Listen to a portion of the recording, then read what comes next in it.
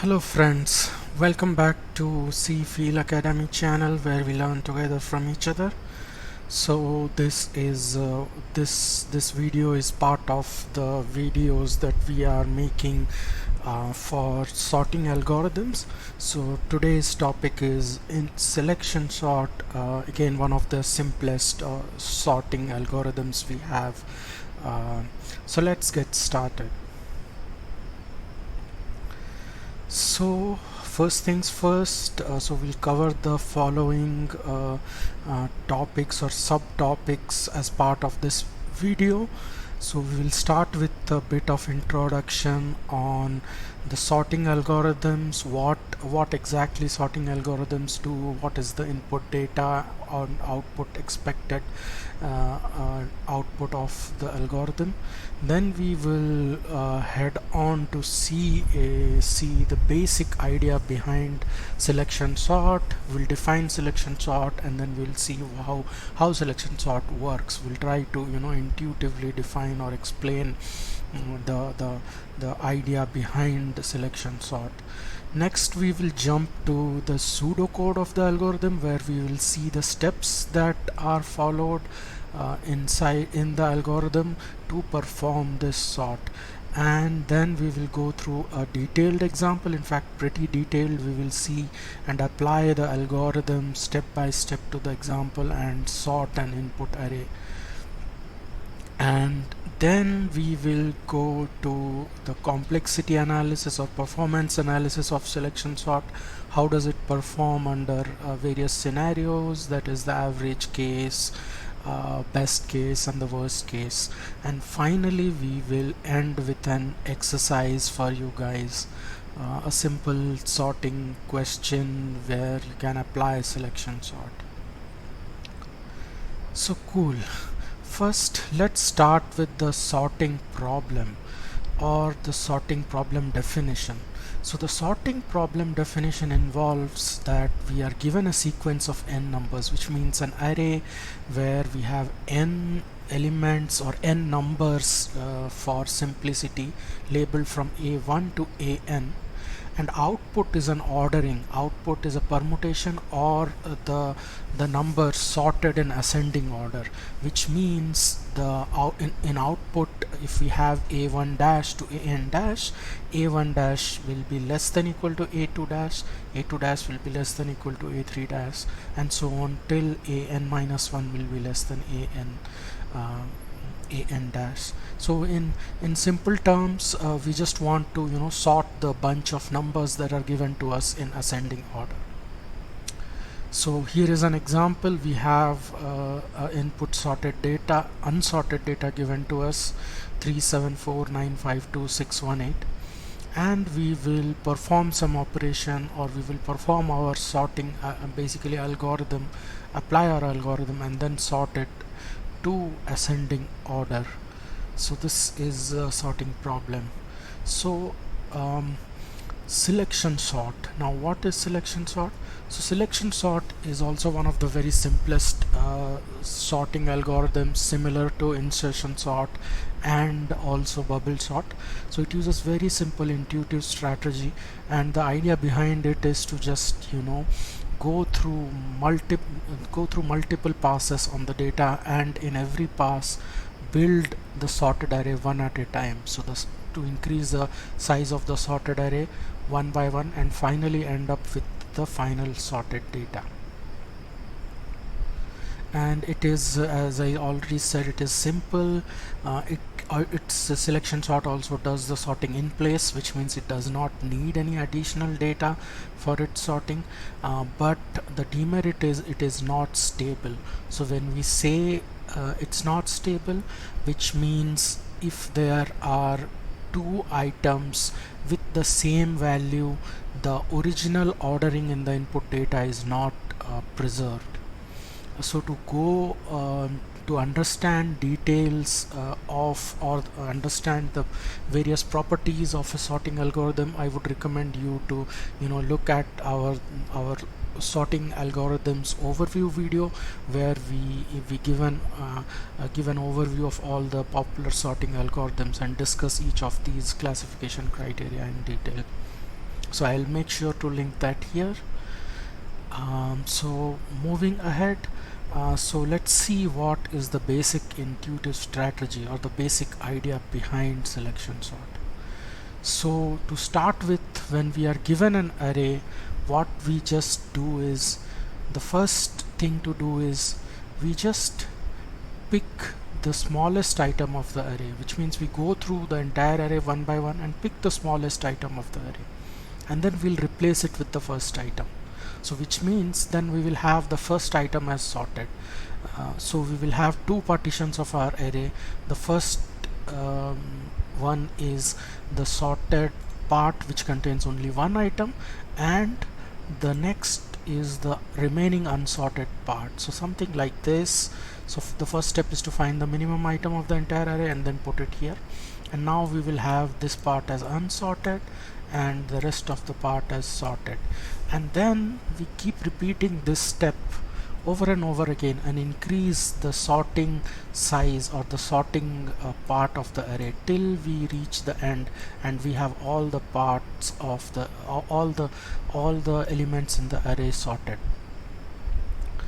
So the basic strategy that is involved is just pick the smallest item from the unsorted part and then append it to the sorted part by replacing the first unsorted element. So this is how it is. So let's say we have been running the algorithm and we have the first part as sorted and the next part as unsorted. So selection sort means to go through the entire unsorted list, pick the smallest item and then append it to the sorted, which means replace the first unsorted item, and then increase our sorted list or the sorted number of items. So our sorted list becomes, you know, like this, and we keep repeating it till we end up with you know, all the items in the sorted part. So that's what it is. So we repeat the process. So now let's go ahead and see the algorithm pseudocode. So this is how the pseudocode of the algorithm looks like. It has 8 steps in total. So the first step is for j equals to 1 to length a, which means we have a pointer j or a variable j that starts from the first element to the last element, which means we basically have an loop that runs n times. And then second step is we assign a minimum value or a variable min I that starts from j. So which starts from j. So that means initially min I will point to wherever j is pointing. So let's say I have j here, so I have min I will point to the j, which means we start with saying the minimum value of the unsorted element is in min I. And then what we will do is we need another variable I. So essentially what we are doing in step 3 is to basically replace aj. Aj means the first element of the unsorted element with the minimum item from aj to n. So from aj to n, what we do is we find the minimum and then we will replace. So that's why we first need a variable I that points to j plus 1. So I points to j plus 1, and then while I is less than n, so we increment I to n one by one. So this is another loop, and then we will compare the value min I with I, which means the value at min I. So we will compare a min I with ai repeatedly we do that till we find the minimum. So that's what step 6 is doing. If ai is less than a min I, so which means if the item pointed by I is less than the min I or pointed by min I, then we will update the min I to I. So which means min I will continuously keep track of, you know, the minimum element in the unsorted array. So here is an example. As you can see, as we increment I, maybe there is a point where, you know, min I stops. So now then the next step is to increment I by 1, so which means I will point to the next item, which is here, and we keep doing that and updating our um, min I to the minimum element in the sorted. So which means the inner loop, when the inner loop ends, that is step 5 to 6, we will have min I, which points to the minimum element of the unsorted array. So which means let this be the item. And then once we have, the last part of the algorithm is to swap aj and min I. Aj and min I means we swap this with this. So once we swap these two elements, so then what will happen is we will have an array which has, you know, more elements swapped, one extra elements than before. So earlier it used to be this, now we will have one more element, and then we will next move on to the j loop again, and we keep repeating this for n times, which means till we have all the items in our sorted, or till all the elements are sorted, which means still no more elements in this unsorted array remains.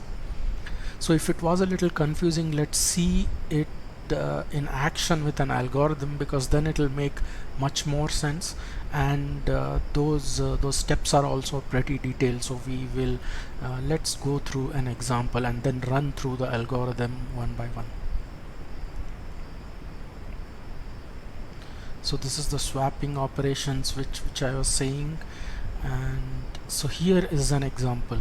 So let's say we are given an array of 9 elements. The elements are somehow randomly placed, so they are neither sorted neither completely unsorted. So let's start applying our algorithm. So selection sort says first j is 1 to length a, so which means first we will make j as point to a, point to 9, and in fact this is pass 1. So every time we actually complete the inner loop, which means every time we pass through the entire element once, we will say we have completed a pass. So in this case this is the first pass, because this is the first time we are covering all the elements. So we start with the first step, which is which says j equals to 1. So j is now 1, which means j points to the first element in the array. Then the next step is min I equals to j. Let's do that. So min I now points, min I is 1, so min I also points to 9. So the next step is the loop, the inner loop that we have, where we first start with I equals to j plus 1. So we have I pointing to the next element, j plus 1 means 1 plus 1, that is 2. And now we run through the loop, inner loop, which is 5, 6, 7.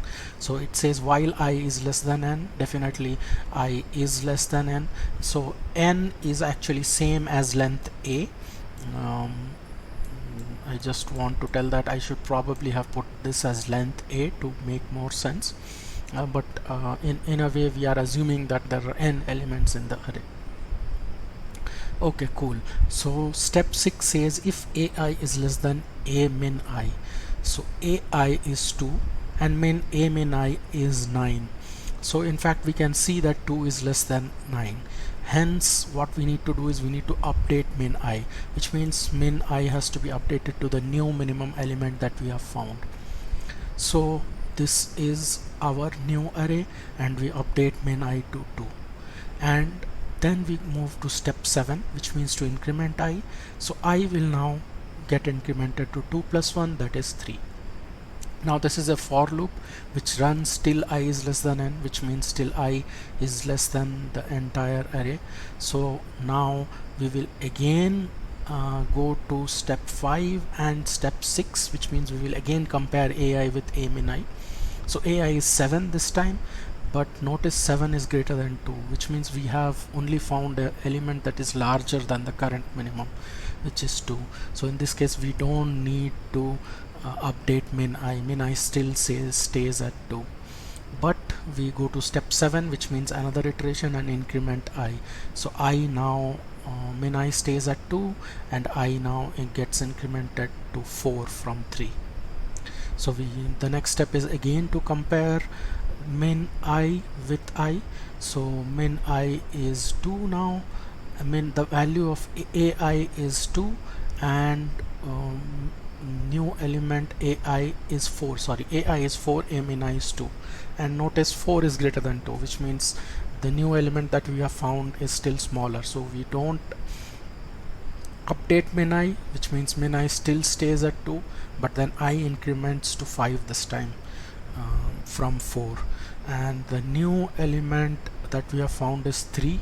So 3 is also greater than 2, which means we don't need to update the min I. So if we go to step 7, where the min I stays the same, and step 7 we increment I from 5 to 5 plus 1, that is 6. So the new element is 11, AI is 11, and a min I is 2. So AI is still greater than a min I, so we don't need to assign or update min I. Min I still stays at 2, which means the new element that we have found is still greater than the minimum element that was before. So we keep doing that. Next we'll go to we will keep min I as same, but then we'll increment I to 7 from 6, and the new element is 6, and notice even 6 is greater than 2. So min I will not get updated again. Min I stays the same. Min I is 2 still, but I now gets incremented to 8, and the new value is 5. Notice even 5 is greater than 2, so min I is not updated. Min I will stay the same in the 8th iteration, and then we go to I equals to 9, which is the last one, last value of I, and notice the value there is also 10. So 10 is greater than 2, which means min I still doesn't get updated, and min I stays the 2. Now see what will happen, because I is now 9 and 9 is actually n. So the outer for loop, which means after I is incremented from 9 to 10, and we go back to step 5 again, the while loop will no longer go inside the while loop, which means I is no longer less than equal to n, because I becomes 10. So our inner loop now breaks, so which means we reach step 8. And in step 8 what we do is we swap aj with a min I. So aj, if you remember, j was pointing here, and min I is 2, so we will swap those two values. So in fact that is what we are doing here, 9 and 2, and j is 1, and we swap min I and min j as part of step 8. Once we do that, we will have 2, 9, 7. So we'll have 2, 9, 7, 4, 3, 11, 6, 5, 10. In fact, we now reach step 8, so we complete with step 8. And notice at this case, because I traveled from j plus 1 to 9, we have gone through one pass of the entire data, and that's why we say that we completed pass 1. So we will now start with the second pass. Now notice what happened in pass 1. So in pass 1 we have been able to sort one item, which is 2. So now we have our sorted array with one item, and the unsorted part of the array as the rest 8 items. So in pass 1 we have sorted one element. Now we continue through the steps again, which means we first go to step 1 and update j. J now gets incremented to 2. Let me just write down n here so that it's no longer confusing. Length a is n. And we go to step 2, which means we assign min I as 2, which points to the second element in the array. Then what we do is comes the inner loop. So before we start the inner loop in step 4, what we do is we first assign I is j plus 1, which means 2 plus 1, which is 3. And now we get started with the inner loop.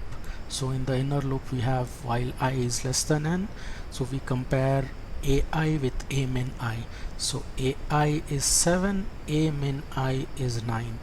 In fact 7 is less than 9, so which means we have found a new minimum element. So we need to update min I now. So min I will get updated to I, so min I becomes 3, and we are done with step 6. Then we move to step 2. Step 2 means we increment I to the next step, and then we compare a min I with ai again, which is, so I is still less than n because 4 is less than n in step 5. So in step 2 we again compare ai with a min I. So ai is 4, and notice 4 is less than 7, so we no need to update min I in this case. So the if condition fails there, which means we have not found a minimum element.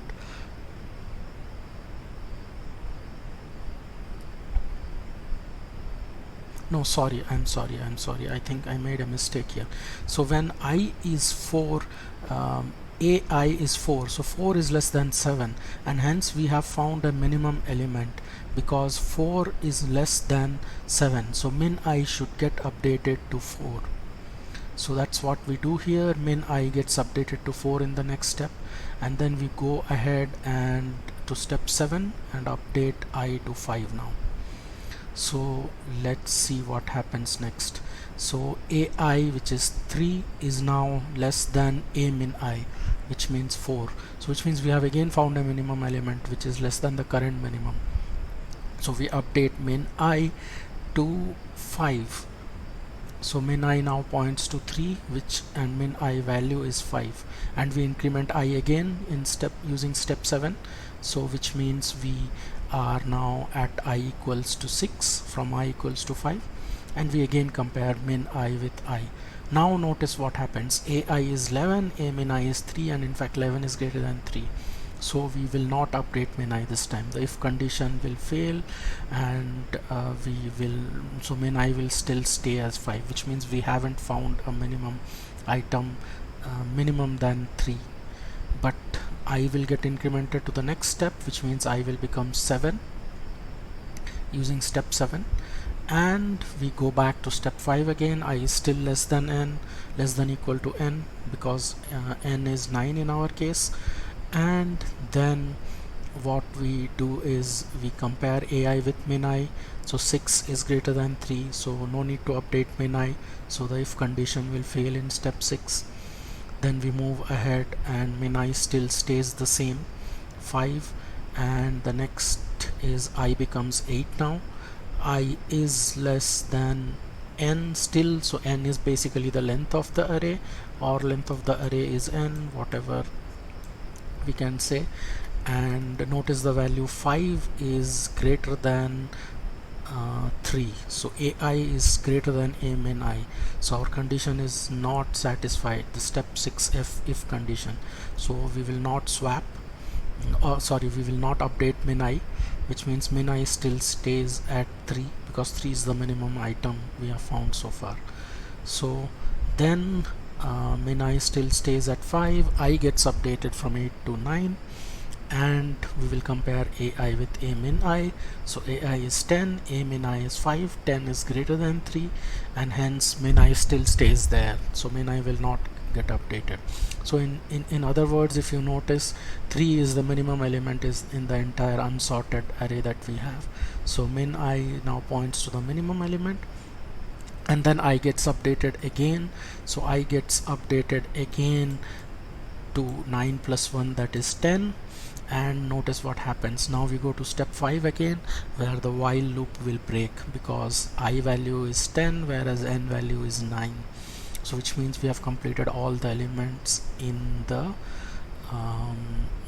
in this pass, or the inner loop has been completed. So now we go to step 8, where we need to do the swap, which means aj and a min I will be swapped. So min I is 5 and j pointed to 2, so we have labeled 3 and 9, which will be swapped in the next step. And once they are swapped in step 8, we now have this array, so which means we have 2 3 7 4 9, and notice what happened. We have now sorted the second element, so which means we have now 2 elements in our sorted part of the array, and the rest elements are unsorted. So cool, so we have finished this pass now, and in fact j will now get incremented. So let's see what happens in the next pass.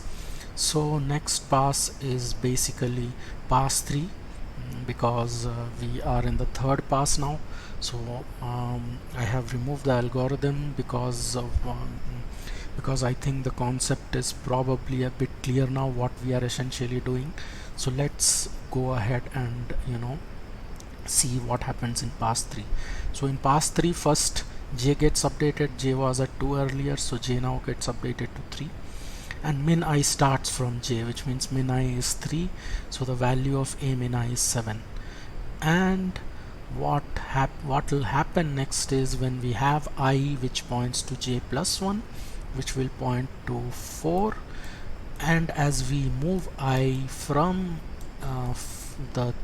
from 4 to 9, we will also update min I, and through this process what will happen is min I will now point to the minimum element. Now minimum element in this case is 4, so min I will come and get stuck at 3. So deliberately I have removed the intermediate steps in this case because we want to move a little bit faster now, since there are too many elements to sort. So min I will go and stop at the element 4, and what we need to do is we now have to swap. So the inner while loop is now completed, and we have to swap 7 and 4. So min I, a min I with aj. So once we swap them, we will now have 3 elements in the array, and we have completed pass 3 now. So which means we have found the next minimum element, which is 4. We appended that to our existing sorted array which had 2 and 3, and then we move to the next pass. So in the next pass, which is pass 4, j will point to the 4th element, and min I will start from 4, but let's see where min I will go and get updated. So min I will be compared with a min I will be compared with all the other elements, and let's see which is the smallest element. And if you look at it, 7, 9, 11, 6, so it is 5. So min I will go and get updated to 5 at the end of the inner while loop which we had. So in this case min I will be 8, because that is the smallest element of the remaining unsorted items. And then we will go ahead and swap min I with a min I with aj, which means 5 and 7 will now be swapped, and we will have 4 elements now in our sorted array, which is 2, 3, 4 and 5. Cool. So pass 4 is done. In every pass, notice our sorted part of the array is incrementing by 1. In fact, in pass 3 it was 3, pass 4 it's 4, so which means in pass 9 we will be done with all the 9 elements. So let's go ahead and pass and see what happens in pass 4. So in pass 4, what will happen is we have 4 elements as sorted. Pass 5. So j will point to the 5th element. Min I will start from the j, which is point to 9, and it will search through the unsorted element and get stuck or find the minimum element in the array. So minimum element in the array in this case is 6. So after the completion of the inner while loop, min I will come and stay at 7, which means it will point to 6, and hence we need to swap aj, which means 9, with a min I, which is 6. So we will swap these two elements, and we will have another element in our sorted array, and the pass 5 is now complete. So we have 5 elements, 2, 3, 4, 5, 6 sorted. So essentially, if you look at what we are doing is, we just go through the unsorted elements, pick the minimum, and then we append to the existing sorted part of the array. So similarly, step 6, j will point to 6, which is point to 11. Min I will start from 6, which is point to 11, and then it will search through the remaining 4 elements and find its place, which is at 7, because 7 is the minimum element out of the 4 remaining items. So min I will be 8, and then we will end up in swapping 7 and 11, which is aj with a min I, and we swap them, and then we will have another sorted element as after the completion of pass. So we'll have 7 also. So we have 2, 3, 4, 5, 6, 7. we now have 6 elements sorted at the end of pass 6. So j will get incremented to 7, which means we are in pass 7 now. So j will point to element 9, which is the 7th element. Min I will start from 7, which means min I will point to 9, and min I will then we will go through the inner while loop to find the minimum element of the array. And notice what will happen. 9 itself is the minimum element, so we no need to update min I even once. So min I will point to 9, and in fact in this case notice we don't need any swaps because min I and j both point to the same location. So min I and j will point to the same location, and we just increase our sorted part of the array. So we'll now have 7 items sorted from 2 to 9 at the end of pass 7. So then j will get updated to 8 in 8th pass. So min I will also start from 8, and then we will look through the unsorted array to find the minimum element. And notice the minimum element in this case is 10 because 10 is less than 11. So min I will point to 9, min I will be 9, point to 10, and then we will swap 10 and 11 to get 10 to its sorted position. So now we have 8 elements sorted, and we only have one more element left, so which is the end of pass 8. So now j, the last pass, which is pass 9, is j is 9 now, the last element, and min I will also point to 9. So in fact min I itself is the minimum element because there are no more elements in the array to be compared. So we will there is no more swaps required, and we will end up adding 11 to our sorted array, and all the elements in our array are now sorted. So we have the final sorted array at the end of 9 passes. So cool. I hope going through the detailed example helped understand how the algorithm works. If it didn't, I would recommend you to go back to the algorithm and then see through the initial steps to see how I, j, and min I and everything gets updated. And as a as an overview, you might have already guessed it. What we are doing is we just pick the next minimum item from the unsorted array and add it to our sorted array.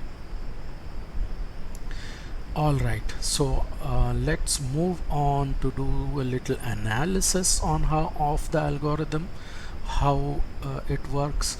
So if you want a little bit of more overview of how to calculate the complexity of an algorithm, I would recommend you to go through the sorting algorithms video, where we have a little more description with examples on how to compute the computational complexity of of algorithms which have two loops, one inside the other, or separate. So I'll make sure to link that video here if possible. So this is how the loop structure of the selection sort looks like. So there is an outer loop which is from j equal to 1 to length a, which means it runs n times. So because j starts from 1, it increments 1 by 1 to a length a, so it is n times. And there is an inner while loop, you might have seen I, that starts essentially from j plus 1 to, and it runs through n, and every step I gets updated by 1. So the inner loop, which is I less than n, the while loop, it runs n minus j times approximately, or maybe n minus j plus 1 times, or sorry, n minus j minus 1 times to be exact. But in short, let's approximate that it runs n minus j times, and then we do some sort of stuff inside, which means we do some comparison here. So this is where our main the if condition lies, where we are comparing the elements and then we are doing swapping and things like that. So let's do a complexity analysis and see how many total comparisons we have for selection sort. So assuming an average case, so average case is when which means we have like random data in our array. It's neither sorted nor unsorted, neither in ascending nor in descending. So randomly we will assume, that we ended up comparing the elements. Randomly we will assume that the elements are there. So in this case what happens is the inner loop, notice the inner for loop, sorry, the inner while loop. Now the first case when j was 1, the inner loop runs from 2 to n, so which means it runs n minus 1 times, because it was started from 2 and it ended at n. The next time when j increments to 2, so this case j was 1, in this case j is 2, so what happens is when j is 2, I gets updated to 3, and then there is one less comparison. So but still we are doing n minus 2 comparisons in the next step, and slowly what happens is our number of comparisons decreases as j increases. So essentially we have n minus 1 plus n minus 2 plus, and then goes till 1, which if we add up we will have n into n minus 1 by 2, which is nothing but order of n square. So order of n square is the complexity in average case for selection sort. In fact, the worst case also is still the same, because even in the worst case we need to go through the entire unsorted array and find the minimum. So let's say if the array is completely descending order, what will end up is min I will get updated again and again till the last element, and then we will swap the last element with j. So in this case also the total number of comparisons stays the same, and hence the total is still order of n square. So let's say what happens in best case. Now in best case also, in fact, for selection sort we still need to do the comparisons, because we still, unless we compare, we don't know if we have found the minimum element or not. So in the best case equals the worst case, and worst case equals the average case in case of selection sort. So which means even the best case is order n square, because the total number of comparison doesn't decrease. Now if you compare this with insertion sort, you may have seen the best case of insertion sort is a bit better. It is order n, because the inner loop there only runs once, but here inner loop runs still about n minus j times, or order n times. So in best case also the complexity is order n square. So the takeaway from the complexity analysis is order n square for selection sort in all possible cases: average case, worst case, or best case. So cool. I think that's probably all I had for selection sort. So before we end, here is an exercise for you, a simple exercise. In fact, I would recommend you to go through the video again to see the steps if you need to, but you may not need it, I believe. So here is an array given. It has 10 elements. Again, elements are unordered, and the job or the task is to sort them in ascending order. So use selection sort to sort, and in this case when you are actually going through each passes one by one, each for loop or while loop one by one, make sure you keep track of the comparison and add up the total comparison to see how many number of comparisons you have. So alright, we have reached the end of the video. Thanks again for watching and supporting the channel. If you have any recommendations or suggestions, make sure to put it down, and I will try to create newer videos for it. If you notice any issues or any part of the video that probably needed improvement, also make sure to mention it as comments in this video. Alright then, bye bye, thanks for watching, see you again in the next video.